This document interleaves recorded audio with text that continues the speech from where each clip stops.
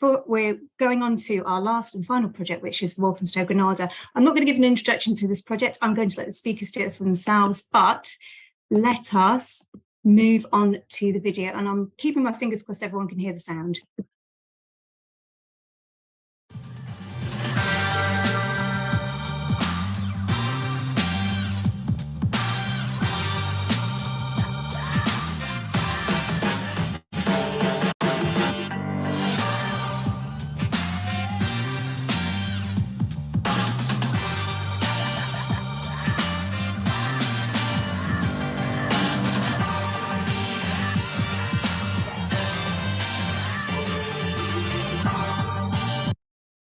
So I'm now going to hand over to Alessandro Babalola and Michael Rush, who are joining us from Soho Theatre Walthamstow.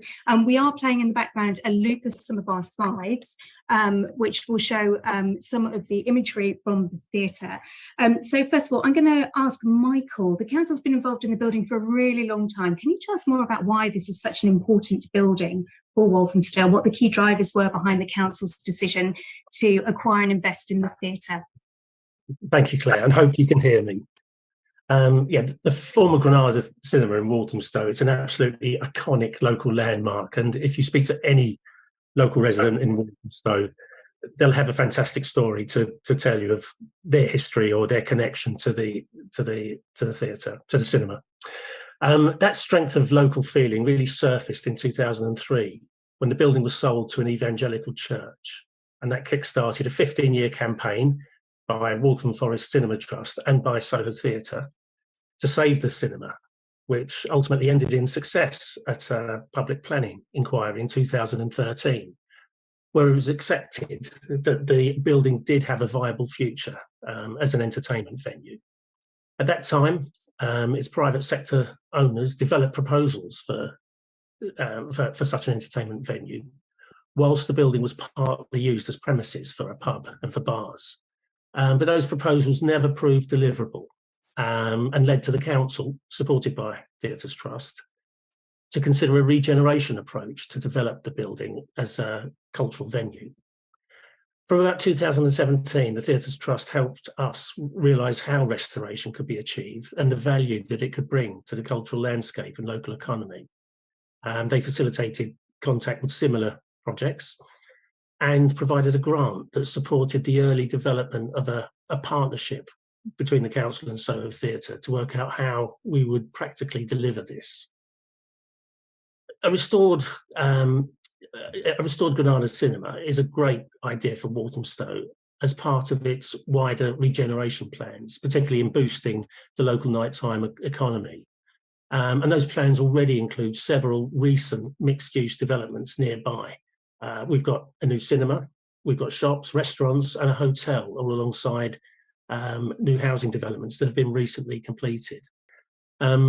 So that vision for the restored venue is that it forms the centrepiece of a wider culturally led regeneration in the town centre, where the venue serves as the main hub of a cultural quarter, effectively. And it builds on the legacy from Waltham Forest being the first London Borough of Culture in 2019. Just in terms of key drivers, I think it's worth noting that the council did take a moment in the summer of 2021 during the pandemic to reconsider its commitment to invest and whether this was the right thing to be doing at this time, given all of the uncertainty. The decision to continue was confirmed principally because the economic benefits from the project are absolutely key to the council's post-COVID economic recovery plan.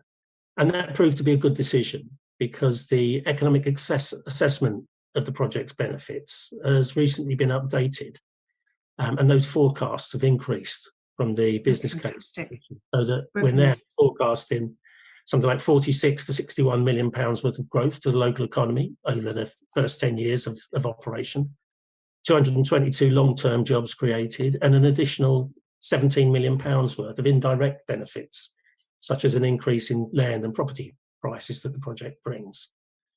And we are already... So I was going to say, Michael, that's absolutely fantastic. I'm really sorry, but we're running very short of time, and I want to make sure that we can speak to Alessandro as well. And I'm just so impressed by the council's kind of investment in the building, and it's incredible to hear those new economic forecasts as well. But Alessandro, so we can get some time just speaking to you in Soho Theatre. Just picking up on Michael's point about kind of the community support, the groundswell of community support for this building.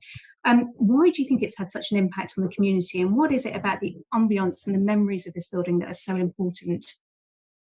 You know, basically, there's no other building like the Granada in the borough. You know, there's a sense of awe when you step inside. It has a real sort of aura about it. It's quite awe-inspiring. In its lifetime, it's had, as Michael pointed out, and also like the theatre that we previously looked at, it's had lots of different iterations. A cinema, it's been a music venue, a place to see panto, a Bollywood cinema, a bar, and all of these layers of history are contained within the space visibly. And naturally, are going to be preserved as part of the restoration of the building in order to keep that character that makes it so rich.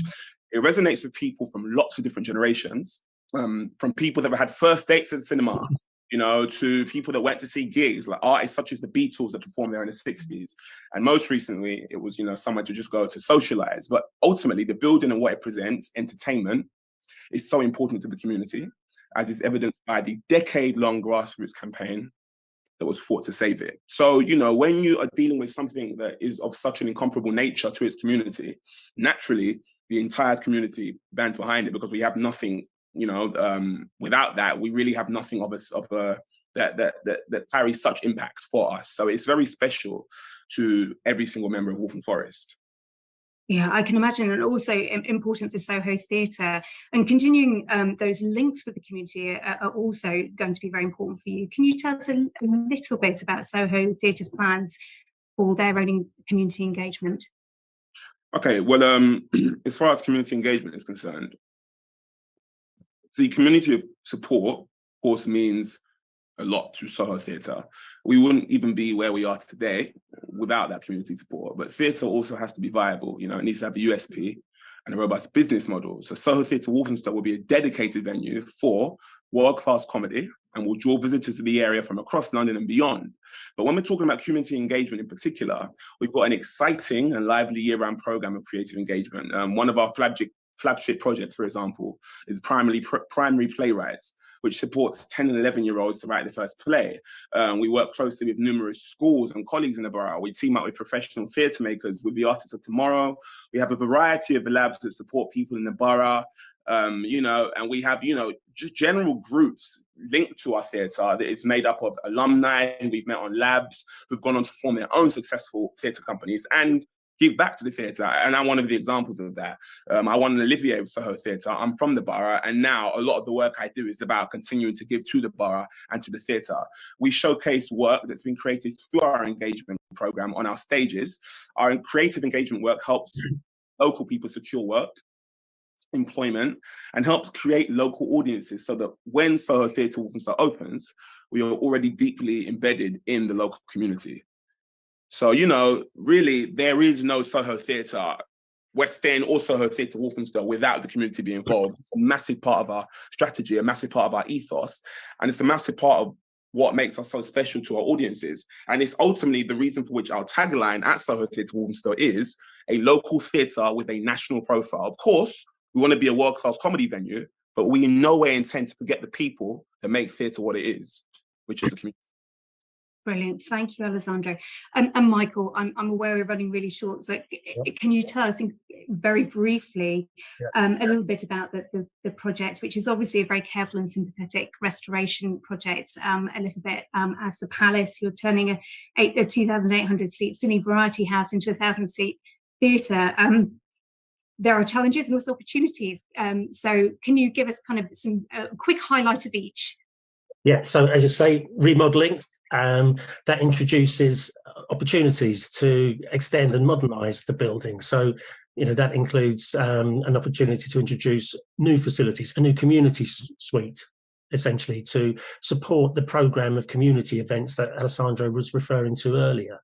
it gives us the chance to make the building fully accessible. It's a very complex shape, lots of different levels, but we make it fully accessible with lifts. We are able to provide a decent toilet provision, including changing places toilets. And we're able to improve the sustainability considerably by using heat pumps, solar panels, and we managed to achieve a very good BREEAM rating. And in the process, reducing our CO2 emissions by something like 425 tonnes a year. And that's a performance that helped us lever in some finance assistance from the Mayor of London's Energy Efficiency Fund that contributes towards a considerable amount towards the capital spend of the building.